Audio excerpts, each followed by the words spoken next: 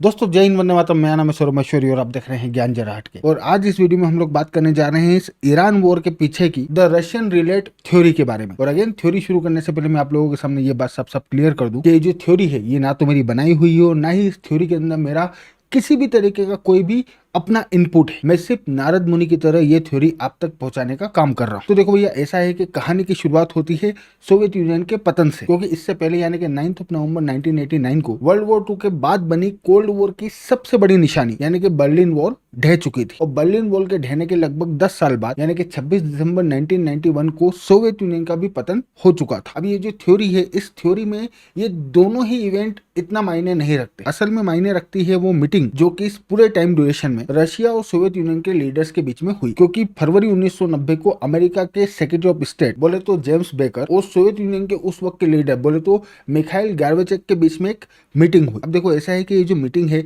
ये मीटिंग हुई है, इसको लेके किसी भी तरीके का कोई भी डिस्प्यूट नहीं है। लेकिन इस मीटिंग के एक्चुअली में दो वर्जन अवेलेबल है, एक अमेरिकन वर्जन और दूसरा रशियन वर्जन। सो जेम्स बेकर और मिखाइल गार्बेचेव के बीच में ये जो मीटिंग हुई थी, इस मीटिंग में एक्चुअली में नेटो के एक्सपांशन के बारे में डिस्कशन किया गया था। और इस डिस्कशन को लेके जो अमेरिकन वर्जन है, वो अमेरिकन वर्जन हम लोगों को ये बताता है कि नेटो के एक्सपांशन को लेके इस मीटिंग में अमेरिका की ओर से यूएसएसआर को ये प्रॉमिस किया गया था कि अगर सोवियत यूनियन यूनिफाइड जर्मनी को नेटो का हिस्सा बनाए रखने के लिए राजी हो जाता है, तो फिर उस सिचुएशन में ये जो नेटो है यानी कि नॉर्थ अटलांटिक ट्रीटी ऑर्गेनाइजेशन, इसका एक्सपांशन ईस्ट जर्मनी में नहीं होगा। मतलब कि ईस्ट जर्मनी में नेटो के ट्रूप्स और नेटो के वेपन्स डिप्लॉय नहीं होंगे। बट इस मीटिंग का जो रशियन वर्जन है वो ये बताता है कि इस मीटिंग के दौरान एक्चुअली में जेम्स बेकर ने मिखाइल गार्बेचेव को ये प्रॉमिस किया था कि यूनिफाइड जर्मनी के नेटो मेंबरशिप के बदले में नेटो इन फ्यूचर यानी कि भविष्य में कभी भी ईस्ट में जितनी भी कंट्रीज हैं उन कंट्रीज में एक्सपांड नहीं करेगा। तो रशिया वालों का यह कहना है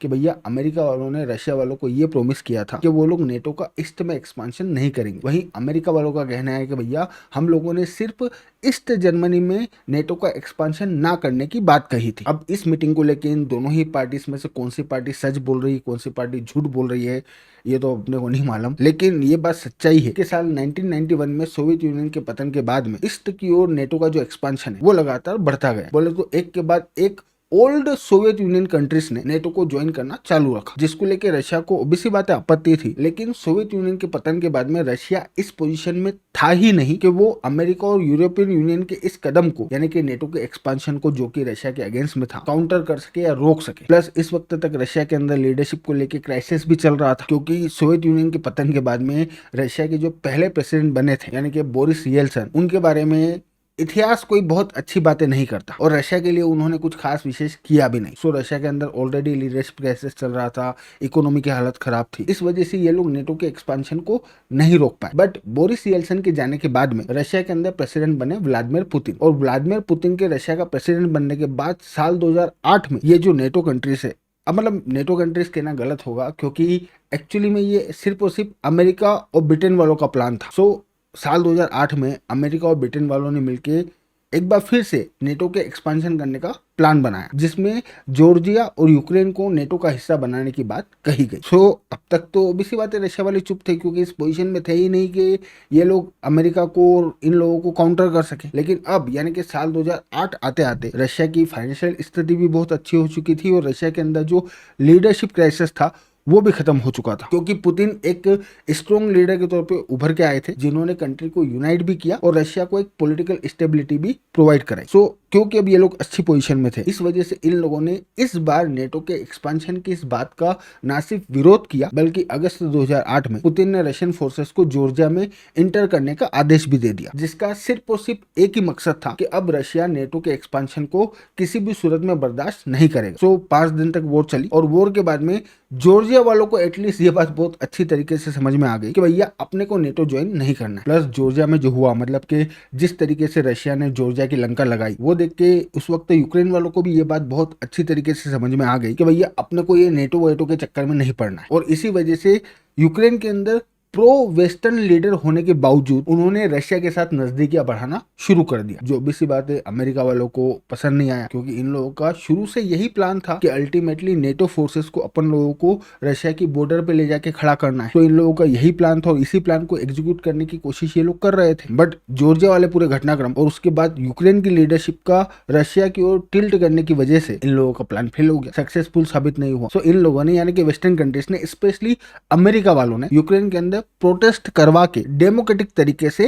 तख्ता पलट किया और ये लोग एक नए लीडर को लेके आए, जो अगेन वही बातें करने लगा कि भैया नेटो ज्वाइन करेंगे, यूरोपियन यूनियन ज्वाइन करेंगे। और जब ये हुआ तो फिर पुतिन का दिमाग खराब। रशिया के राष्ट्रपति बोले तो व्लादिमीर पुतिन ने सोचा कि भैया ऐसे तो काम नहीं चलने वाला, अपने को एग्जाम्पल सेट करना पड़ेगा। और इसी वजह से फरवरी 2014 में पुतिन के आदेश पे रशियन फोर्सेस ने यूक्रेन का ये जो क्रीमिया नाम का इलाका है, क्रीमिया नाम के इलाके के ऊपर कब्जा कर लिया। और ये करने के पीछे एक्चुअली में दो मकसद थे। पहला तो रशिया के जो गर्म पानी के पोर्ट है, क्योंकि रशिया भले ही दुनिया की सबसे बड़ी कंट्री हो, लेकिन रशिया के जो मेजोरिटी समुद्री पोर्ट है वो सारे ही बर्फीले इलाके में। सो गर्म पानी के जो पोर्ट है वो रशियन इकोनॉमी के लिए बहुत ज्यादा मायने रखते हैं। और इसी वजह से यूक्रेन के ऊपर कब्जा करके पुतिन ने एक तो गर्म पानी के पोर्ट को सिक्योर करने की कोशिश करी, एंड सेकेंड वेस्टर्न कंट्रीज को ये क्लियर मैसेज पहुंचाना था कि भैया यहाँ रुक जाओ, अदरवाइज अगर आप लोगों ने कंटिन्यू रखा तो फिर बहुत बड़ा कलेश होगा और रशिया कलेश करने से पीछे नहीं हटेगा। प्लस इसके अलावा छोटे मोटे ऑब्जेक्टिव थे, लेकिन उसमें अपन लोग नहीं जा रहे। सो ओवरऑल मकसद मैसेज पहुंचाना था और मैसेज पहुंच गया। बट इस मैसेज को रिसीव करने के बाद में ये जो अमेरिका वाले, इन अमेरिका वालों ने रुकने के बजाय यूक्रेन के अंदर पुतिन के खिलाफ ट्रैप बिछाना शुरू किया, जिसके तहत इन्होंने सबसे पहले तो यूक्रेन के अंदर यूक्रेन की जो आर्मी है उसको वेपन्स देके मजबूत करना शुरू किया। उनको इन लोगों ने ट्रेनिंग प्रोवाइड कराई, ना सिर्फ यूक्रेन के अंदर बल्कि नेटो कंट्रीज में भी मॉडर्न वेपन्स को कैसे ऑपरेट करना है ये सिखाया। रशियन फोर्सेस यानी कि रशिया की आर्मी किस तरीके से ऑपरेट करती है इसकी ट्रेनिंग दी। रशिया अगर यूक्रेन को इन्वेड करने की कोशिश करता है तो उस इन्वेजन को कैसे रोकना है ये सिखाया। रशियन फोर्सेस के साथ में कैसे फाइट करनी है, कैसे उन्हें उलझाना है, इस बात की अच्छे से ट्रेनिंग दी। बोले तो वो सब कुछ किया जिससे यूक्रेन के अंदर जो एंटी रशिया फोर्सेस है वो फोर्सेस मजबूत हो। अच्छा, अब ये सब कुछ करके इन लोगों का मकसद पुतिन को रोकना नहीं था, बल्कि ये लोग चाहते थे कि यहाँ पे लड़ाई हो। ये लोग चाहते थे कि पुतिन यूक्रेन के ऊपर हमला करे, क्योंकि इन लोगों का प्लान ये था कि भैया पुतिन यहाँ पे हमला करेंगे और अपन पुतिन को यहाँ पे अटका लेंगे, जिसके बाद ये क्रीमिया वाला इलाका जो है इसको भी अपन लोग रशिया से वापस ले लेंगे और फिर यूक्रेन समेत पूरे के पूरे क्रीमिया में नेटो फोर्सेस डिप्लॉय कर देंगे, जिसके बाद रशिया की ये जो पूरी की पूरी एनर्जी इंडस्ट्री है ये वेस्टर्न कंट्रीज के रहमो क्रम पे आके टिक जाएगी, क्योंकि भाई पोर्ट भी इनके हाथ में होगा, पाइपलाइंस के ऊपर भी इनका कंट्रोल होगा, तो सब इनके हाथ में आ जाएगा और रशिया इन फ्यूचर कभी भी इन लोगों को चैलेंज नहीं कर पाएगा। और इसी वजह से इन लोगों ने यूक्रेन का ये जो डोनेट्स्क और लुगांस वाला इलाका है जहां पे मेजोरिटी रशियन स्पीकिंग पॉपुलेशन रहती है, उस इलाके में ऐसे लॉस इंप्लीमेंट करना शुरू किए जो कि डोनेट्स्क और लुगांस नाम के इलाके में कल्चरल जेनोसाइड को इंडिकेट कर रहे थे। तो इन्होंने लॉ बनाए, उन्हें इंप्लीमेंट करना भी शुरू किया, जैसे कि रशियन लैंग्वेज को बैन करना, रशियन ऑर्थोडॉक्स जो चर्च थे उन्हें बैन करना, रशियन स्पीकिंग लोगों के मूवमेंट पे पाबंदी लगाना, अननेसेसरी उन्हें हरास करना। तो ये सब कुछ इन लोगों ने किया, जिसके पीछे आइडिया ये था कि यूक्रेन के अंदर इस तरीके का दमन देख के पुतिन खुद को रोक नहीं पाएंगे और अल्टीमेटली यूक्रेन के ऊपर हमला करेंगे, जिसके लिए इन लोगों ने यूक्रेन की फोर्सेस को पहले से ही तैयार कर दिया था। सो पुतिन जाल में फंसे और 24 फरवरी 2022 को रशियन फोर्सेस ने अगेन पुतिन के कहने पे यूक्रेन के ऊपर हमला कर दिया। मकसद था जल्दी से यूक्रेन के ऊपर कब्जा करके वहां से वेस्टर्न इन्फ्लुएंस को पूरी तरीके से खत्म करना, बट ऐसा हुआ नहीं, क्योंकि इन लोगों ने मतलब कि अमेरिका वालों ने पहले से ही प्लानिंग कर रखी थी। इस वजह से रशिया को यूक्रेन के अंदर ना तो अर्ली विक्ट्री मिली और ना ही early exit. In fact Russian forces Ukraine के अंदर जाके फंस गई, और सिर्फ फंस नहीं गई बल्कि इस कदर फंस गई कि इन लोगों के लिए अब वहां से निकलना मुश्किल हो गया। साल 2022 में रशियन फोर्सेस ने यूक्रेन के ऊपर हमला किया था और साल 2023 में यानी कि नेक्स्ट ईयर के शुरुआत में ही ऐसा कहा जाता है कि ऑलमोस्ट 4 लाख रशियन सोल्जर्स अपनी जान या तो गवा चुके थे या फिर इस तरीके से घायल हो चुके थे कि वो अब युद्ध नहीं लड़ पाएंगे। प्लस जो गेन रशियन फोर्सेस ने फर्स्ट ईयर में यूक्रेन के अंदर किया था, वहां से भी रशियन फोर्सेस को पीछे हटना पड़ा और इन सब के ऊपर वेस्टर्न सैंक्शंस लग गए, वो अलग, यूरोप में जाने वाले ऑयल पे रोक लग गई, क्लाइंट्स हाथ से जाने लगे। सो इकोनॉमिकली भी बहुत ज्यादा नुकसान होने लगा और इसी वजह से अब पुतिन के लिए जरूरी था कि वो इस मुसीबत से पीछा छुड़ाने का कोई इफेक्टिव रास्ता सोचे। बट प्रॉब्लम यह है कि यहाँ से अब रशिया पीछे भी नहीं हट सकता, क्योंकि अब अगर रशिया यूक्रेन से पीछे हटता है तो इसका मतलब फिर यूक्रेन के अंदर नेटो फोर्सेस का आना तय है, और अगर यहाँ नेटो फोर्सेस आके बैठ जाती है तो उसके बाद में तो ता जिंदगी रशिया हमेशा हमेशा के लिए नेटो के रहमो करम पे आके खड़ा हो जाएगा। सो ये जो युद्ध है, इस युद्ध में रशिया के लिए जितना भी जरूरी है, और इसी वजह से पुतिन ने एक प्लान बनाया जिसके तहत रशिया वालों ने ये सोचा कि भाई इस वक्त यूक्रेन के अंदर ये जो वॉर हो रही है, इस वॉर में यूक्रेन सिर्फ और सिर्फ इस वजह से रशिया के अगेंस्ट में टिक पा रहा है क्योंकि अमेरिका की ओर से यूक्रेन को फुल सपोर्ट मिल रहा है, डिप्लोमेटिकली भी और हथियार वथियार भी ये लोग प्रोवाइड करा रहे हैं, प्लस नेटो वाले भी हेल्प कर रहे हैं। तो यहाँ पे रशिया के सामने दो चैलेंजेस थे, एक तो यूक्रेन के ऊपर से अमेरिका का हाथ हटाना, और दूसरा रशिया के ऊपर ये जो सैंक्शंस लगे हुए हैं, रशिया का ये जो ऑयल बिकना बंद हो गया है, रशिया की इकोनॉमी को ये जो नुकसान पहुंचना शुरू हो गया है, इस सबको खत्म करके रशिया की इकोनॉमी को फिर से रिवाइव करना। और ऐसा तभी हो सकता था जब अमेरिका रशिया के ऊपर लगे हुए इन सैंक्शंस को हटाए, एंड सेकेंड अमेरिका यूक्रेन को हथियार वथियार देना बंद करे। बट अब ये दोनों ही बातें उसी पोजीशन में संभव थी जब अमेरिका खुद किसी कॉन्फ्लिक्ट में फंसे और वो रशिया के रहमो करम पे आके टिक जाए, जिसकी वजह से उसे यूक्रेन वालों को फुल फ्लेश ये जो सपोर्ट प्रोवाइड किया जा रहा है वेस्ट की ओर से, इस सपोर्ट को भी बंद करना पड़े, प्लस रशिया के ऊपर से सैंक्शंस भी हटाए। बट अब पुतिन के सामने सवाल ये था कि भाई अमेरिका वालों को कॉन्फ्लिक्ट में फंसाए तो फंसाए कैसे, क्योंकि ये जो यूक्रेन वाला कॉन्फ्लिक्ट चल रहा है इसमें तो अमेरिका वाले सीधे इन्वॉल्व हो नहीं रहे, और अब इस कॉन्फ्लिक्ट में अमेरिका को सीधे फंसाने का कोई मतलब भी नहीं बनता क्योंकि इन लोगों ने ऑलरेडी अल्टरनेट रूट्स बना लिए, तो यहाँ पे अमेरिका के फंसने से कोई इफेक्ट आने वाला है नहीं। सेकेंड, अमेरिका के आसपास रशिया का ऐसा कोई भी एलाई नहीं है, मतलब वेनेजुएला और क्यूबा वाले थे, लेकिन वो लोग भी कोई इतने ज्यादा पावरफुल नहीं थे कि अमेरिका के साथ में सीधे कॉन्फ्लिक्ट को शुरू कर सके, और उससे भी बड़ी बात उस कॉन्फ्लिक्ट में अमेरिका को अटका के रख सके। प्लस क्यूबा और वेनेजुएला के साथ में एक समस्या ये भी थी कि सपोज ये लोग अमेरिका के साथ में कॉन्फ्लिक्ट शुरू कर देते हैं तो उस सिचुएशन में ये लोग उस कॉन्फ्लिक्ट को लंबे समय तक कंटिन्यू कर पाएंगे, इस बात को रशिया इंश्योर कैसे करे, क्योंकि भैया इनिशियल लेवल पे तो चलो रशिया इन लोगों को वेपन्स और ये सब कुछ दे देगा, लेकिन एक बार कॉन्फ्लिक्ट शुरू होने के बाद में तो यूएस फोर्सेस इन दोनों ही कंट्रीज के आसपास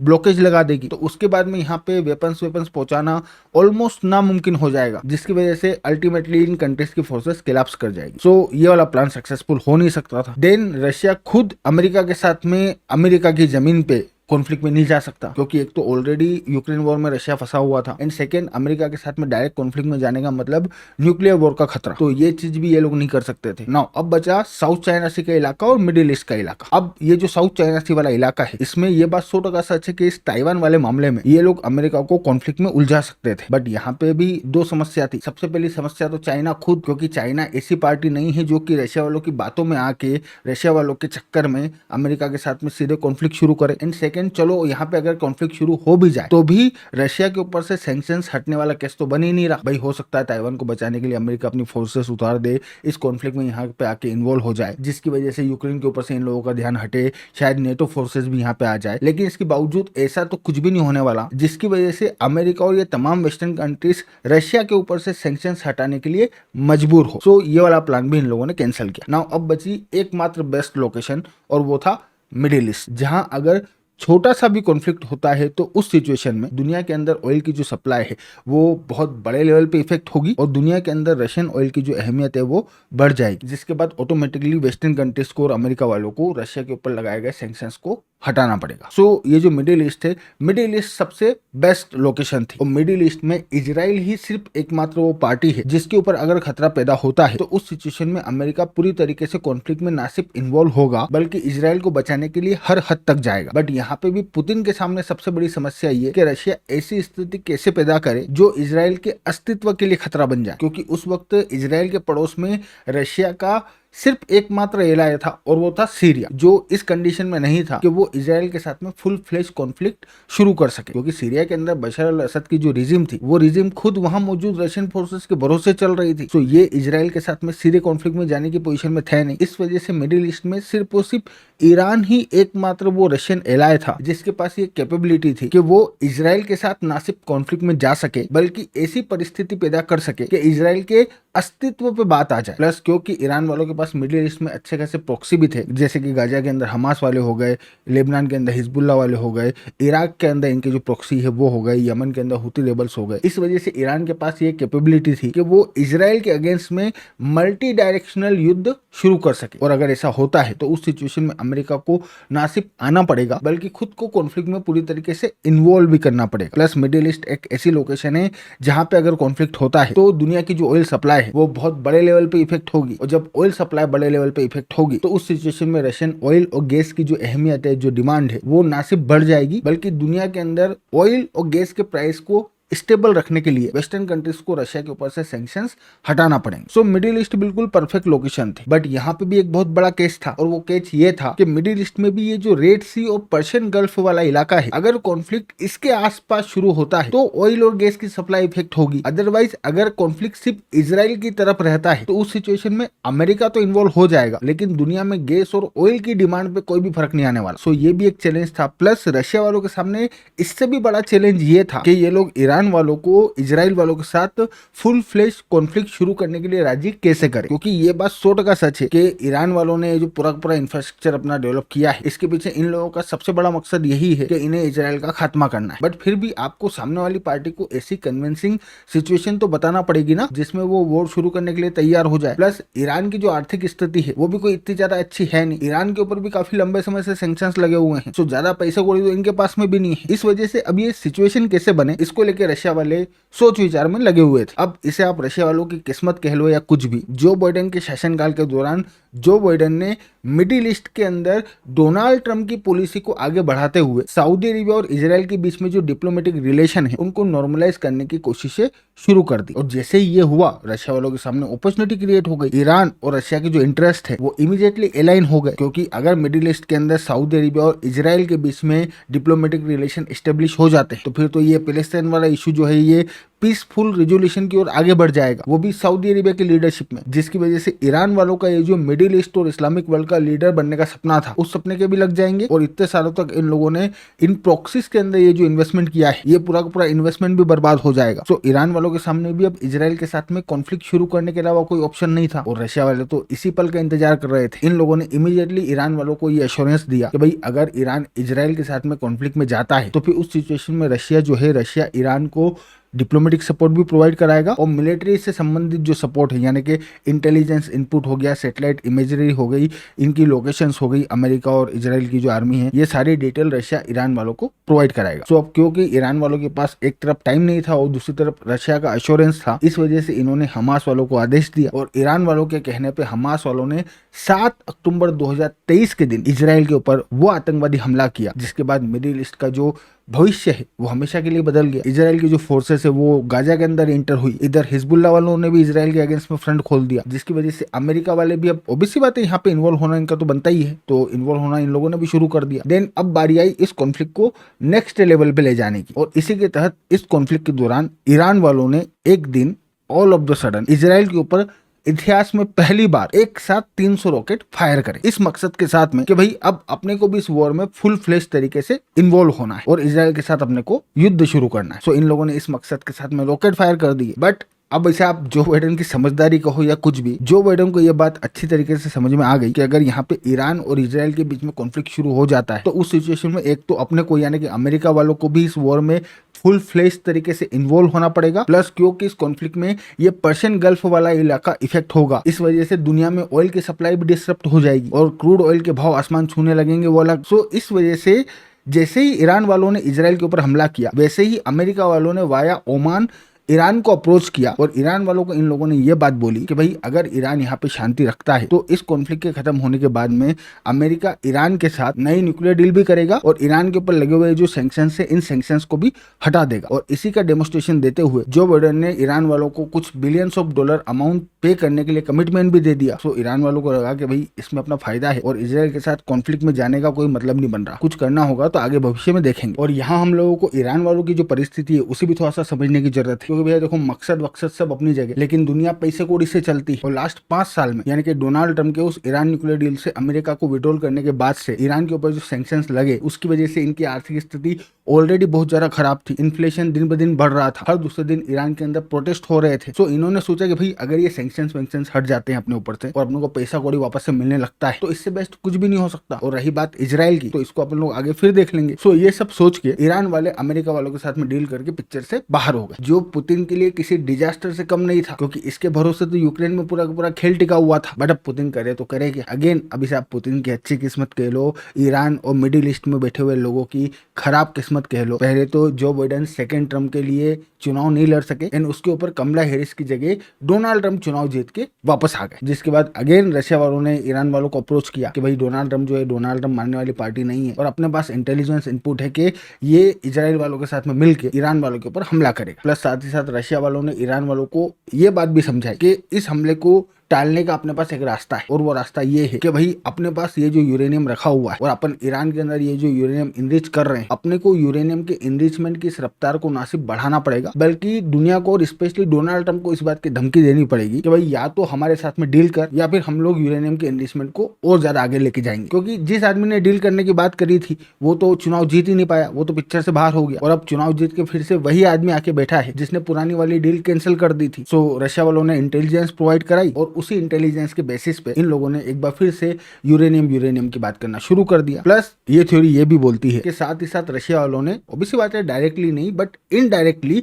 इजराइल वालों को ये इनपुट प्रोवाइड कराया या फिर यूं कहूं कि ये इंटेलिजेंस प्रोवाइड कराई कि ईरान के पास कितने किलो इनरिच किया हुआ यूरेनियम रखा हुआ है और कितने दिन में ईरान न्यूक्लियर वेपन बना सकता है। 2 वीक का टाइम पीरियड इन लोगों ने इजराइल वालों को बताया कि भाई अगर ईरान चाहे तो 2 वीक में ईरान न्यूक्लियर वेपन बना सकता है। और जब ये इंटेलिजेंस इजराइल वालों के पास पहुंची तो इजराइल वालों ने इमीडिएटली डोनाल्ड ट्रंप को अप्रोच किया। और ये जो न्यूक्लियर वेपन वाला पॉइंट है इस पे तो अमेरिका वाले इजराइल वालों से भी ज्यादा सेंसिटिव है। ये लोग भी किसी सूरत में बर्दाश्त नहीं कर सकते कि ईरान के पास न्यूक्लियर वेपन हो। सो जैसे ही ये इंटेलिजेंस वहां पे पहुंची, डोनाल्ड ट्रंप ने इजराइल वालों को बोला कि भैया ये यूरेनियम को हटाने के लिए अपने को जो करना है अपन करो, अमेरिका फुल बैकिंग देगा। सो इजराइल वालों ने ईरान के ऊपर स्ट्राइक शुरू कर दी और ईरान वाले इजराइल के ऊपर जो रॉकेट्स फायर कर रहे थे उन्हें ट्रैक करने का और गिराने का काम अमेरिका वाले कर रहे थे। सो अमेरिका वालों का फुल सपोर्ट था। देन अब पता नहीं किसने डोनाल्ड ट्रंप को ये एडवाइस दी बट अमेरिका वालों के पास ऑल ऑफ द सडन कहीं से ये इंटेलिजेंस पहुंची कि ईरान वालों के पास जो यूरेनियम रखा हुआ है वो यूरेनियम ये फलाना ढिमकाना जगह रखा हुआ है। अब ये थ्योरी ऐसा बोलती है कि ये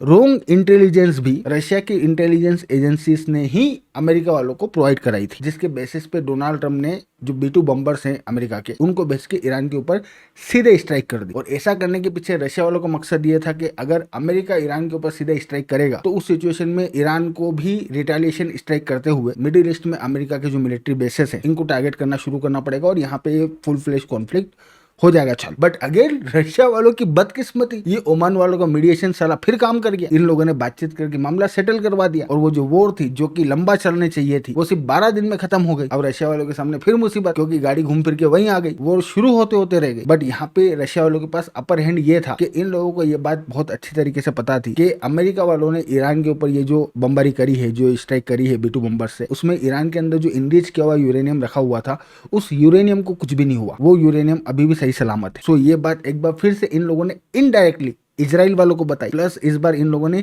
इजराइल वालों को ये बात बताने के साथ साथ सऊदी अरेबिया वालों को भी ये बात बताई कि भैया ये जो स्ट्राइक हुई है इसमें यूरेनियम को कुछ भी नहीं हुआ है और क्योंकि अमेरिका ने ये स्ट्राइक कर दी है इस वजह से अब ईरान हर हाल में न्यूक्लियर वेपन बनाने के लिए जाएगा। देन इसके अलावा इस बार रशियन इंटेलिजेंस एजेंसीज एक कदम आगे गई। इन लोगों ने इजराइल वालों तक ये इन्फॉर्मेशन भी पहुंचाई कि ईरान के जो सुप्रीम लीडर है यानी कि अली खोमेनी की लोकेशन को कैसे ट्रैक करना है, मतलब कि ईरान के सिस्टम में वो कौन सा लूप होल है जिसकी मदद से अली खोमेनी की लोकेशन को ट्रैक किया जा सकता है। और जैसे ही ये बात इजराइल वालों को पता चली कि भाई अपन खोमेनी की लोकेशन को ट्रैक कर सकते हैं और खोमेनी का कार्यक्रम कर सकते हैं, वैसे ही ये तुरंत अमेरिका वालों के पास पहुंचे। बेंजामिन नेतन्याहू ने डोनाल्ड ट्रंप से बोला कि भाई लॉटरी लग गई है, अपने पास लोकेशन है खोमेनी की, जाके बम गिरा के खोमेनी को मार देते हैं। इमीडिएटली ईरान के अंदर प्रोटेस्ट शुरू हो जाएंगे और तख्ता पलट हो जाएगा, साला रोज रोज का कलेश ही खत्म। सो बेंजामिन नेतन्याहू जब ये सब बात करने के लिए डोनाल्ड ट्रंप के पास गए तो ये सब बात करने के बाद डोनाल्ड ट्रंप ने सऊदी अरेबिया के क्राउन प्रिंस मोहम्मद बिन सलमान को फोन लगाया कि भाई सलमान साहब ये सारी बात है, अपने पास खोमेनी की लोकेशन है और सारी डिटेल है, अपन जाके कर देते हैं, क्या कहना है आपका। तो MBS ने इमीडिएटली हाँ बोल दिया, क्योंकि रशियन इंटेलिजेंस एजेंसीज ने इनडायरेक्टली MBS को भी बता दिया था कि भैया ईरान के पास यूरेनियम कितना रखा हुआ है, सही रखा हुआ है अभी भी, और अब ये 100% वेपन बनाने के लिए जाएंगे। तो MBS ने भी ना सिर्फ हाँ कर दिया बल्कि MBS ने डोनाल्ड ट्रंप के ऊपर इस बात का दबाव बनाना शुरू कर दिया कि भैया अब तो आपको इसमें इन्वॉल्व होना ही है और यहाँ पे आपको वॉर शुरू करना ही पड़ेगी। जिसके बाद हम सब जानते हैं कि फाइनली अमेरिका और इजराइल वालों ने ईरान के ऊपर वो स्ट्राइक करी जिसमें खोमेनी का कार्यक्रम हो गया और ये वॉर फुल फ्लेश शुरू हो गई। बट रशिया वाले महा 420 इस वॉर के शुरू होने के ठीक पहले इन लोगों ने अगेन अपने इंटेलिजेंस एजेंसीज की मदद से ये बात पब्लिक कर दी कि असल में वो सऊदी अरेबिया है जिसने अमेरिका के ऊपर दबाव बनाया कि अमेरिका ईरान के ऊपर स्ट्राइक करे। सो इधर भी इन लोगों ने मामला कर दिया और उधर तो मामला हो ही गया था। और इसी वजह से जैसे ही अमेरिका वालों ने इधर स्ट्राइक शुरू करी, वैसे ही ईरान वालों ने इजराइल को टारगेट करने के साथ साथ मिडिल ईस्ट में जो दूसरी कंट्रीज है, यहाँ पे अमेरिका के जो बेसेस हैं प्लस इन कंट्रीज के जो इंफ्रास्ट्रक्चर है, इनको भी टारगेट करना शुरू कर दिया और मामला चालू। उसके बाद में जो हुआ हम सब जानते ही हैं। ऑटोमेटिकली दुनिया के अंदर ऑयल की शॉर्टेज क्रिएट होना शुरू हो गई, भाव बढ़ने लगे, जिसे कंट्रोल करने के लिए अमेरिका वालों को रशिया के ऊपर से सैंक्शंस हटाने पड़े, अमेरिका वालों को यूक्रेन के ऊपर से फोकस हटा के अपना पूरा फोकस ईरान के ऊपर करना पड़ा। और ये लोग अब यहाँ वॉर में पूरी तरीके से इन्वॉल्व, प्लस ईरान इस वॉर में लंबा टिके, ईरान के पास भी अपर हैंड हो, इसको इंश्योर करने के लिए रशिया वाले लगातार ईरान वालों को intelligence report, satellite imagery, US और इजराइल की फोर्सेस की लोकेशन, सब कुछ रियल टाइम में ईरान वालों के साथ में शेयर कर रहे हैं। सो ये थ्योरी है, ये है पुतिन का रशियन रिलेट गेम जिसमें सब फंसे हैं। अब आप लोग मुझे बताइएगा कि आप लोगों को थ्योरी कैसी लगी। बाकी तो मैं हूं आपका दोस्त सौरभ और आप देख रहे थे ज्ञान जरा हटके। Thank you for watching, I really appreciate your time.